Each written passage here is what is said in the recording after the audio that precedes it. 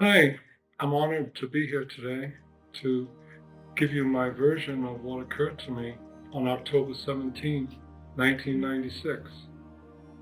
I was coming home from work as I would normally be, and I got off of my normal exit, and as I came down the exit ramp, I felt like the life force was being choked out of me. I felt like I was being strangled in a really, really big way. I had been working as a salesperson and I was always in a vehicle, so I felt very comfortable driving. And I continued to drive because that was my nature to drive. And the further I drove, the more I realized that I wasn't going to be able to control the vehicle. I hit a point where I didn't want to face whatever that was that I was going to crash into because I knew I was going to crash. So I turned my head the other way and then realized that I was no longer in my physical body.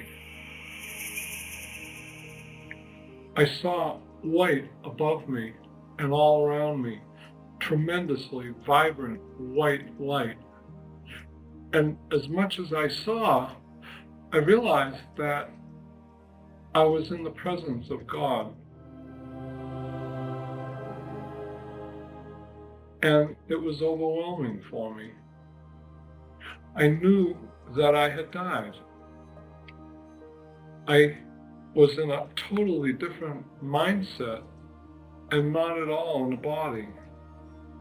With all the white around me, it was very euphoric. I truly felt that I was in heaven.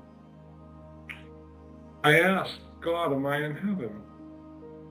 And found out that I wasn't going to be going to heaven, that I had more work to do on earth, and that I would need to come back to earth to continue to do what I had been doing, which was assisting other people on healing work.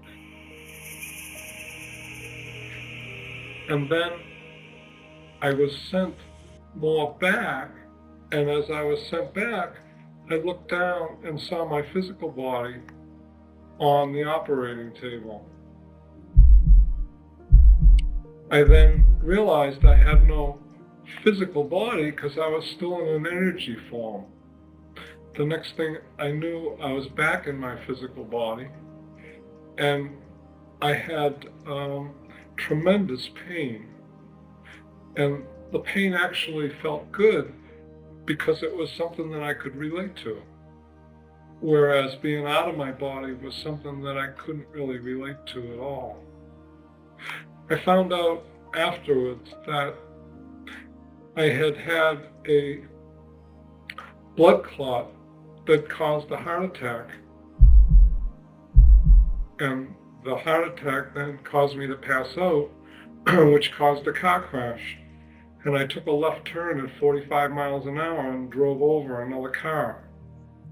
I flipped my van over. An off-duty nurse had heard the crash and came running over, and a 14-year-old boy was walking by, and she screamed to the boy, "Kick that window in." The kid kicked the window in, the nurse reached in and shoved me, and that started my heart beating again erratically. The paramedics then came. They cut me out of the van with the jaws of life. They shocked me with a defibrillator machine 6 to 7 times, and they put me in a helicopter, and they airlifted me by helicopter to a local hospital in Boston called Mass General Hospital. I was in a coma for 9 days. I had no blood or oxygen when this occurred for 9.5 minutes. Usually after 3 minutes you have brain damage.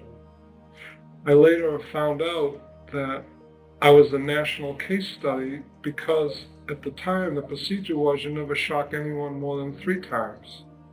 And I came back on the 6th to 7th. And that had never happened before. And later they changed the life-saving procedure and how they use defibrillator machines across the United States. I want everybody to know that there is no fear anymore. the worst thing that'll happen is I'll die, and I've already done that.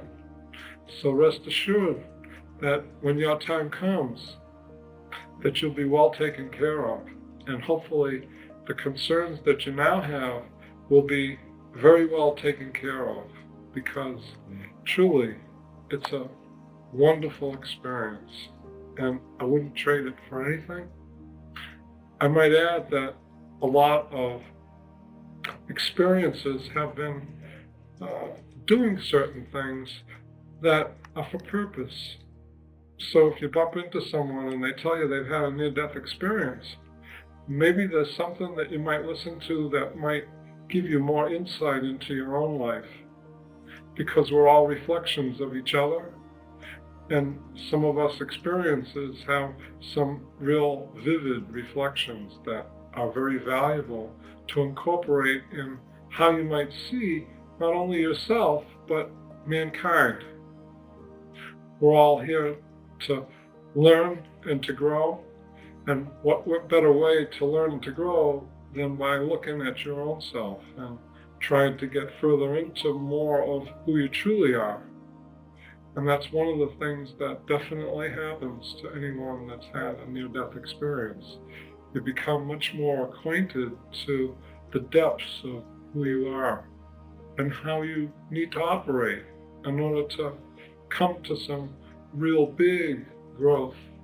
And unfortunately or fortunately, growth comes a whole lot more in uncomfortableness than it does in comfort. It's been a lot of years since that's occurred for me. Today, I'm very, very happy to be able to say that I feel really good. My outlook is wonderful, and I'm really honored to be back on Earth to serve all others. And if you see my smile, you can have it too. So why don't you put it on? It doesn't cost anything. And with that, I'll say it's been a pleasure.